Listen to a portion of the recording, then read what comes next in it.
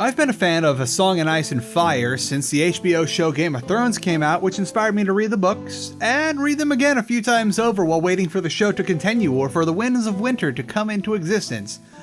But I think that one's gonna be a while since George R.R. Martin seems to have other plans that keep taking priority. What A Song of Ice and Fire really does for me is a massive amount of world building that's not only in the novels but also in other things like the World of Ice and Fire and the more recent Fire and Blood book. There's so much more going on than just what we're immediately reading about in the mainline series. There's the Exodus of the Roymar, Aegon I's conquest of Westeros, the Dance of Dragons, the Blackfire Rebellions, Dunk and Egg. There's so much more going on that went down before Ned Stark executed some guy who said he saw something scary beyond the wall. I've always thought that the World of Ice and Fire would be an excellent place to set a real-time strategy game like the Battle for Middle-earth or Warcraft 3. Something where you pick a certain house as a faction and play through a campaign or a series of scenarios based on the history I previously mentioned. Who wouldn't want to get into a huge fight with a ton of dragons on both sides? It appears that Cyanide Studios also thought that was a good idea, and in the summer of 2010 it was announced that they were making a strategy game set in the World of Ice and Fire, along with an RPG game that would come out later. If you think that name sounds familiar, they're the ones that made that Space Hulk game, the Call of Cthulhu game that came out last year, and they're currently in the process of making a game based on Werewolf the Apocalypse, which is set in the same universe as Vampire the Masquerade, the World of Darkness. It's interesting to note that this game in particular is not associated with the show. While the HBO show was sort of in development as early as 2007, it was put in a bit of a development hell as the writer's strike started just as things were getting off the ground. The show was further pushed back as the pilot wasn't so well received and needed to be redone, but despite all of this, HBO show made it to the market 6 months before this game got released. Lucky for Cyanide Studios, I guess. A Game of Thrones Genesis by Cyanide Studios was released in September of 2011 and was immediately panned by players and critics alike for its poor mechanics and lack of polish. I don't fault any of them either. You get all hyped up on this crazy new show based on those awesome books your friends told you about, and then you buy this game recognizing the name, but it turns out it's total crap. No, seriously, this game has almost zero redeeming qualities in like a net sense, and I don't even think it was worth the $10 it cost me today when I bought this. It was originally $40, and even then it was considered too much. It's just not worth the money. Let's talk about why this game is just a mess. The big thing is there's a lot of interesting ideas, but terrible execution. At first glance, this game seemed pretty cool as I went through the tutorial in order to make sure I didn't waste any time stumbling through mechanics I didn't know about, and it's lucky I did because there's a lot of them. You don't build anything in this game. Your entire economy and tech tree relies on you sending diplomatic envoys to local towns and keeps in order to persuade them to join up with your chosen house. Once you do that, they'll align to you, share their map vision with you, and you'll start having merchants going back and forth between the settlement and your seat of power as a means of income. You can also send envoys to your enemy's allied towns and vice versa, but if there's already one of your own guys in an installment and the other guy sends an envoy, the enemy's envoy has to go pound sand all the way back to their feudal castle. To strengthen your alliances with local towns, you can spawn noble ladies to go marry into the leadership of those towns, which make those towns envoy proof, which is going to be a great boon, especially when you start playing envoy whack-a-mole. And in the event that your enemy has already sent a noble lady to solidify the alliance with a town, or there's just a pesky noble that won't leave, you can hire assassins to just straight up murder them inside of the town. Are the enemy going to do that to you? Well, you can hire local guardsmen to make sure that assassins can't get in. If that's not working, you can hire a unit called the Rogue, which is capable of bribing enemy units into secretly working for you, or they can just go straight into a town and incite a revolt. Just because. There's a lot of ways that you can go about getting your income and taking over land. And additionally, on top of all of this, there's a layer underneath of espionage and secret agreements with spies where you can go and make sure that towns that are outwardly aligned to your enemy are secretly supporting you in the long run, and all sorts of other things, even including having your spy go and infiltrate the enemy castle so that the next unit they hire secretly works for you. It's too bad that all of this is extremely slow and clunky, and 90% of the time you're just going to be playing whack-a-mole with your spies and assassins. Between how slow the economy gain is, and how you only get one build queue for all of your units, diplomatic and war alike, this game will just feel frustrating and overly complicated because you can't do anything effectively unless you've got like an entire hour to kill. This game takes place during all the major historical events that happened up to 1,000 years before the events of A Game of Thrones, and then a little bit in the immediate aftermath of the first book, kind of like just as Clash of Kings is happening. You'll know what I mean. You start with the Roymar meeting the Martells, Aegon I's conquest, and there's a Dance of Dragons, the first Blackfire Rebellion, Robert's Rebellions, and eventually the escapades of the Brothers Without Banners, and finally a trip beyond the wall with the Night's Watch. This all sounds really cool, and it's too bad that you frequently skip what would be all the cool parts of these events, and sometimes you're literally playing the parts of these historical events that no one would possibly think anyone would ever want to play. Maybe it was an issue of engine limitation or just not enough time to make this in the campaign, but you'll frequently find yourself in an extremely boring part of an otherwise extremely interesting event. An analog I can think of for how it is like playing a game where you're the cleanup guys from the John Wick movies. Yeah, you're involved in all the big crazy events going on, but you're nowhere near any of the action. Like seriously, a bunch of these missions are, oh yeah, we need to like farm a bunch of stuff or make some money because we're going to war soon, and then the mission will end right as you're about to actually go to war. There's also multiple levels to the economy in this game that I mentioned earlier. There are golden dragons, which you get from aligning towns and having the merchants take 2 years to go back and forth between them and your feudal home. You use golden dragons to hire non-army units or mercenaries if you need to harass someone. Other than that, there's the economy that your army runs on.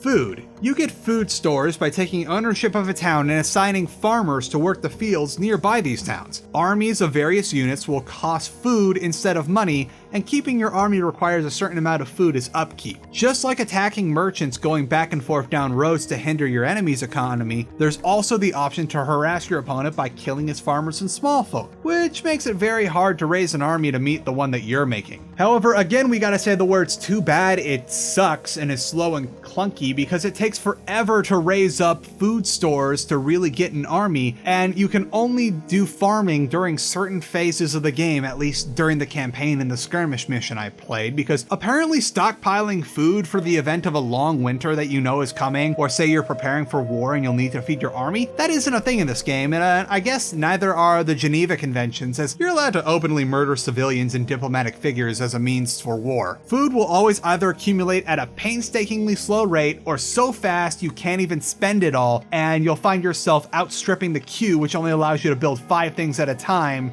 one at a time. The real problem with this tends to be that if you want to go hard into armies with food, you need to hire a lot of peasants to work all of your fields, and each peasant costs a bit more money than the last. By the time you fill out all the fields in your territory that are close enough that you can defend the peasants that are working them, you'll find that peasants are prohibitively expensive and that you don't really have much of anything else because you had to spend all your extremely slowly earned golden dragons on the peasants. You maybe will have like 1 mercenary to defend like 20 peasants, and maybe you'll be able to farm up enough food to raise a small army by the time like 1 random assassin wipes all of them out. By the way, don't get excited for actual warfare. It is all rock, paper, scissors. Like seriously, a unit that beats another unit can just keep on taking them on one after another, and they will never lose enough HP to die because everything is rock, paper, scissors. And it just makes no sense, and I'd rather just have units based on like strengths and stuff, like say the good old-fashioned StarCraft way, where yes, your Marines will eventually be able to kill something that they're not good against, but they're still able to do it if you throw enough of them at it. Lastly, there's this weird victory point system called Prestige that governs if you win a match in skirmish mode, and has a lot of other things that just don't make sense in it. You only really encounter this system once in the campaign, and I had no idea if I was winning or not, but I won eventually. What happens is, when war is officially declared on you, you'll lose points for every secret agreement that you had with your rival's vassal towns, which which makes no sense because why would I lose points because their towns and stuff were actually not loyal to them? And apparently murdering civilians on the road before war gets you prestige points for this victory point system. And why would I do any of this when I can simply just steamroll everyone in war? Aegon I didn't seem to be overly worried about how prestigious you looked when he melted Harrenhal. Even when this was all explained to me in the tutorial and in the campaign, it's just too confusing to really follow, and 10 times out of 10 times, I'd rather just do it the good old-fashioned way, raise a big army, go to war. If I had to put my finger on why this game is like this, I'd say that this game is trying to be a real-time strategy and a grand strategy game at the same time, and it's just awkwardly in the middle, and that's no fun.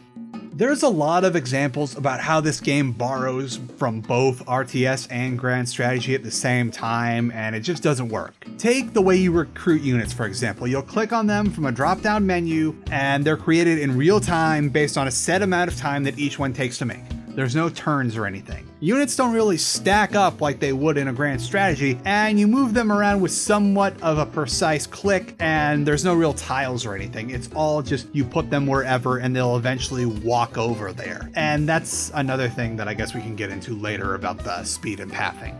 You can make a whole lot of units if you somehow cobble together the cash and the food you'll need to do that, and there's no turns, there's no wait time. The only tech tree or research you have is you pay an initial fee to unlock certain units in skirmish mode, and it's got a very RTS feel for the building of units. Where things get a bit muddier, however, is on your economy. You can recruit and move merchants and farmers and envoys and all that stuff just like you would in an RTS game, but the pace feels a lot more like a grand strategy game, and how it takes a good minute to do just about anything in this game. Once all your trade routes are established, there's a lot more sitting around than you'd like. It's not like a mineral line in StarCraft or Tiberium in Command & Conquer. There's no real optimizing it. It's just, you marry the noble lady to the house and the whole 9 yards, and you can't really do anything to boost your economy after that. You can hinder the enemy's economy, but I find it's pretty easy to bounce back in this game, but not in like a fun action way, like, oh, I just immediately click on hire new merchants about 5 or 6 times and press the automatically find trade route and it's done for me. The envoy system is definitely much more grand strategy than RTS, because never have I wanted more to just build a stupid base instead of doing whatever this is when I'm waiting for the envoy to move at just like, he's casually strolling, like we're in the middle of war, and you're just taking a nice leisurely little walk across the map. Most of this game feels like watching paint dry. Everything is slow, like really, really, really slow. There is no excitement that would be evoked in a game like StarCraft, Warcraft, Command & Conquer, or any RTS worth its salt. Heck, I'd take Command & Conquer Generals over this mess. This game bills itself as a real-time strategy, but the pacing feels like a grand strategy, so you've effectively annoyed people that are fans of both genres. It somehow, or actually no, this is not a somehow, this ended up being a combination of the worst detractors of both genres, and how on earth did Cyanide Studios manage to make taking over entire kingdoms with your invincible dragons boring? You know what? This is depressing me too much talking about this game. We're gonna take a break real quick and do a cooking segment again. It's been a while since we've had one of these. This particular cooking segment is sponsored by the FOF Burning Clan on A Game of Thrones Winter is Coming. It's a free online game set in the Game of Thrones television series where you can build your own armies, send your own armies after people, and make friends with clans like Burning over here and take over most of Westeros. Or maybe all of it. That's up to you. FOF Burning is actively looking for any and all new recruits to join their ranks, and they also have this great Facebook page that you can go and learn stuff about the game or just share funny Game of Thrones memes. Look at that doggy. Check out the links in the description of this video to go check out their Facebook page or to give Game of Thrones Winter is Coming a try.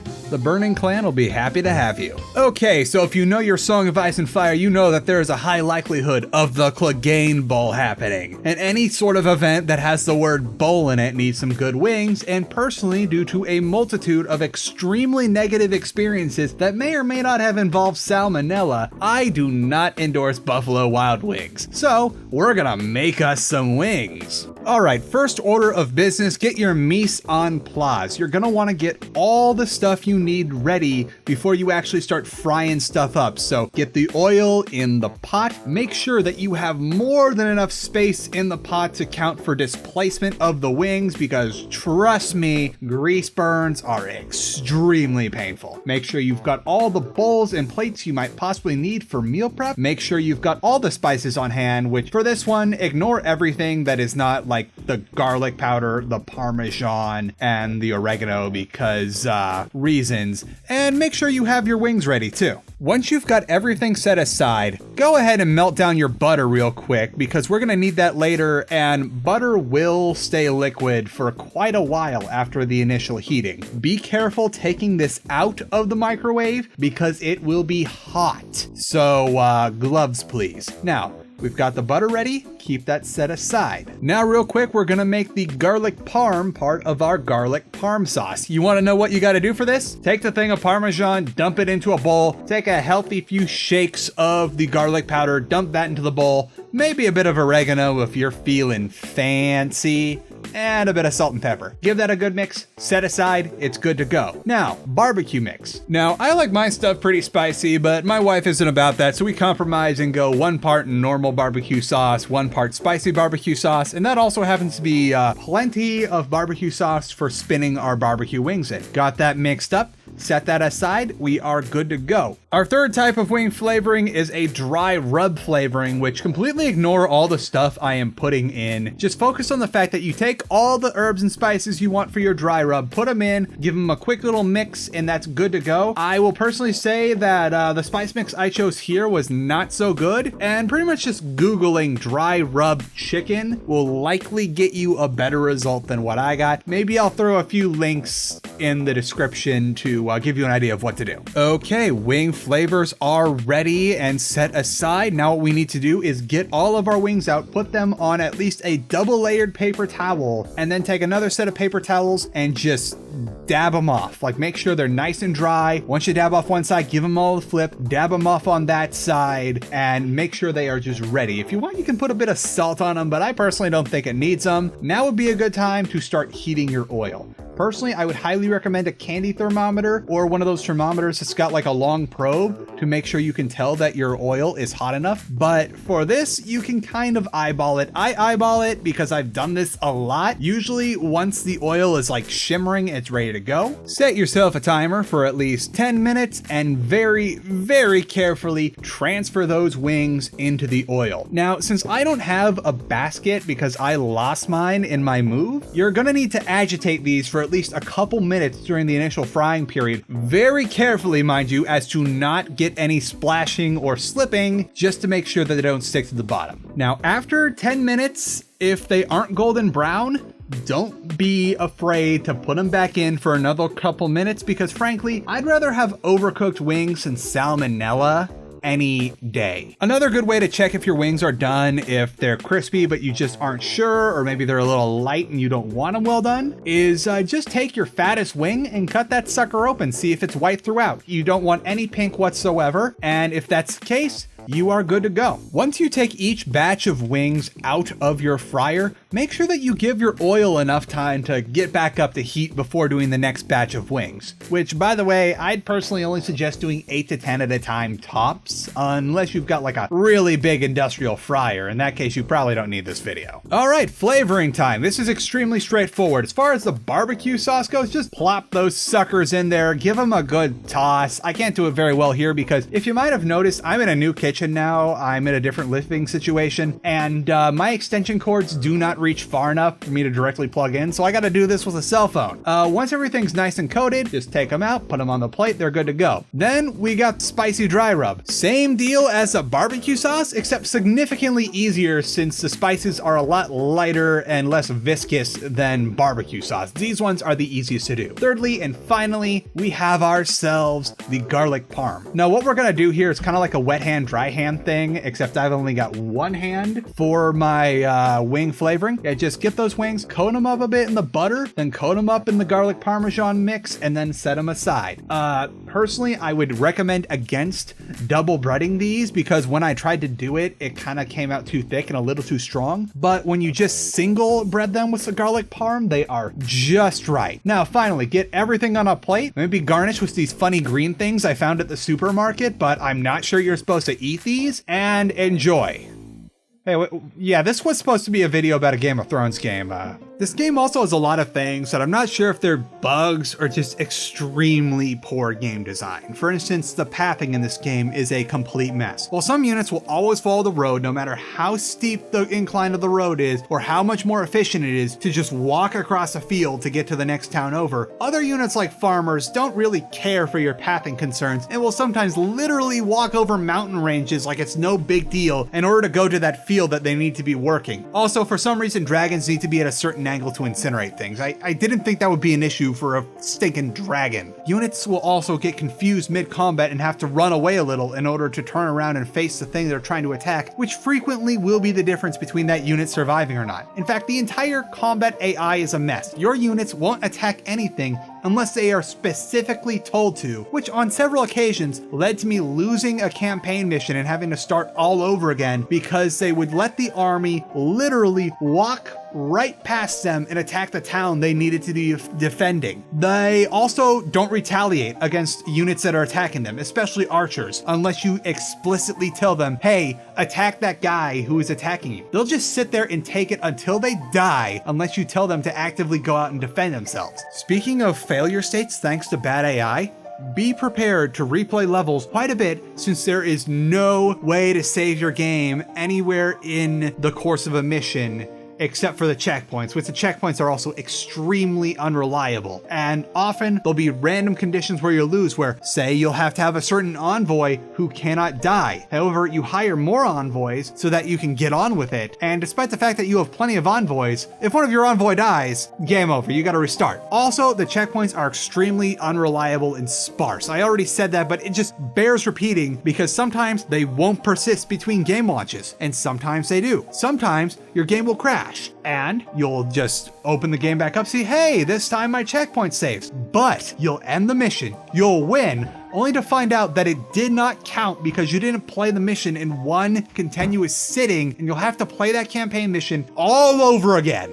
I almost think the developers leaned in on this really hard progression system because the first couple chapters of the campaign have like 5 missions apiece. But as you start getting further and further into the game, they'll only have like 1 or 2 missions per major chapter. And that's real shady. It got to the point where I just couldn't bring myself to play the game anymore, which I'm about to talk about why, because other than the bugs, this game blows in some really major ways. For instance, while I love the whole ice and fire world, this game seems to only go over the boring parts. Like in the first part of the campaign, instead of escaping the Rhoyne or witnessing the doom of Valeria, you get to send out diplomats into Dorne to make contacts between Nymeria and the natives of Dorne. And the biggest offense of this, the thing that like after I played this and the mission after this made me just stop playing the game, which I consider, at least in this case, the equivalent of like a movie critic walking out of the theater, was the mission and chapter devoted to the Dance of Dragons, which is 1 mission for 1 chapter. In case the show didn't go over it too well because I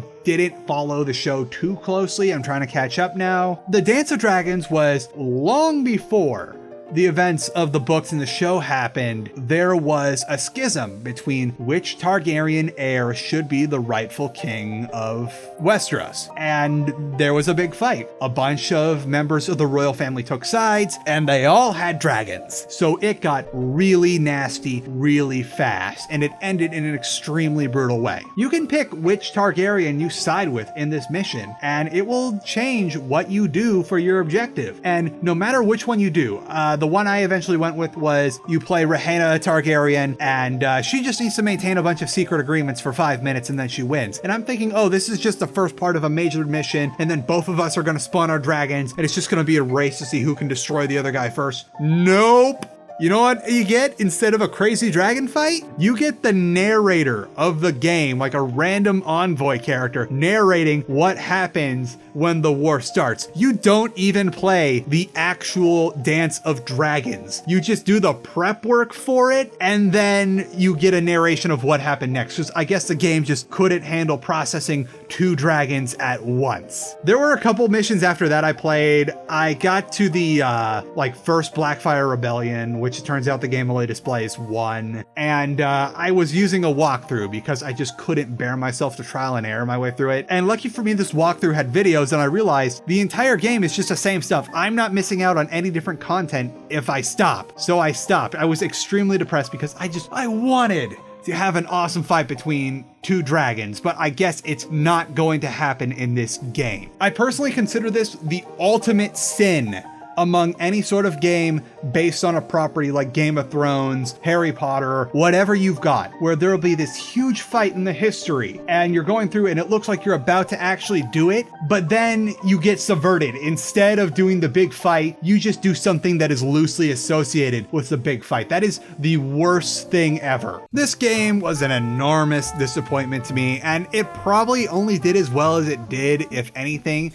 thanks to the show being massively popular and people getting tricked into thinking that this game followed the show. I wouldn't be surprised if they were initially going to take a bit more time to refine things down and maybe make these mechanics more passable on their own, but then the show did as well as it did, and they rushed it out as fast as they could in order to cash in on some of that tentpole money. I feel bad for all the people that bought this game at its original asking price of $40, because there is no excuse for a kind of RTS like this when StarCraft 2 came out a little over a year before this game did, and when you look at these 2 games, you'd think that StarCraft 2 came out like 10 years after this game did. The difference in unit pathing alone is decades apart. All the bugs in this game really lend credence to the idea that this was a rush job after the show became a massive hit. Personally, I'd say the best way to try and fix this game, or if anyone wanted to do a Game of Thrones style RTS game, is to decide whether or not to be a real-time strategy or a grand strategy. You can't just awkwardly straddle both like this. I can see A Song of Ice and Fire working as both of these genres, but you can't try to be both, otherwise you're going to be the worst of the 2. They're very similar genres, but they do not go well together. And if anything, I'd say that, like,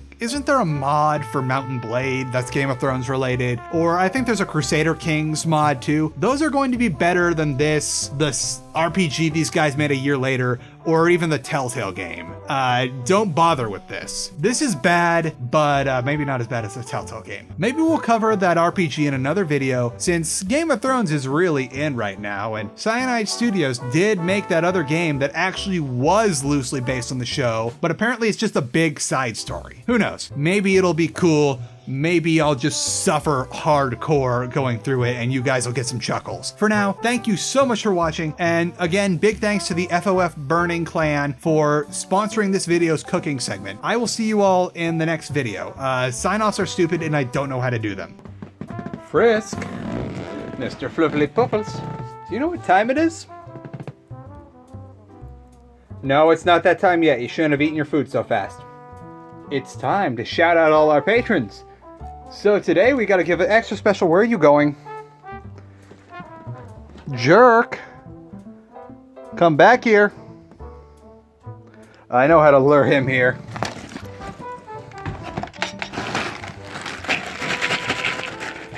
Oh, good. You know what? You're gonna get your extra snack once we're done shouting out the patrons. We've got Trey, excuse me. Jonathan, I need to actually lean over so I can read it.